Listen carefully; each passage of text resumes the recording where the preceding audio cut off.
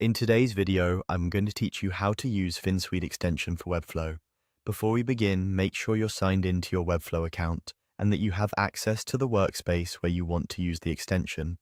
If you manage multiple workspaces, it helps to confirm which one you'll be installing to so everything connects in the right place.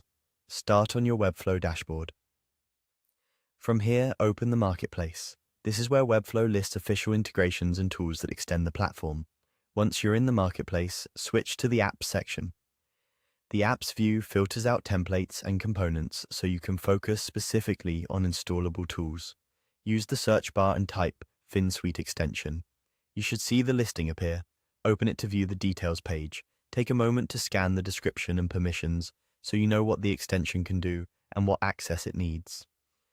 Finsweet's tools are designed to enhance your build process with features like attributes, CMS helpers, and quality of life improvements for the designer, so reviewing the overview will help you choose the right setup for your needs.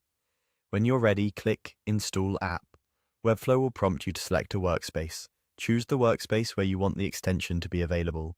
If you don't see the right workspace, confirm you're logged into the correct account and that you have the required permissions to add apps. Next, you'll be asked to authorize the app. Carefully review the requested permissions, then click Authorize App to proceed. If your browser blocks pop-ups or third-party cookies, you may need to allow them for this step to complete smoothly. After authorization, you'll see an option to log in with Finsweet. Click Log in with Finsweet to connect your account and finish the setup. Follow the on-screen prompts. This link securely connects your Finsweet profile with Webflow, so the extension can load the right tools inside your projects. Once connected, you'll be asked to select your preferred features. This is where you tailor the extension to your workflow.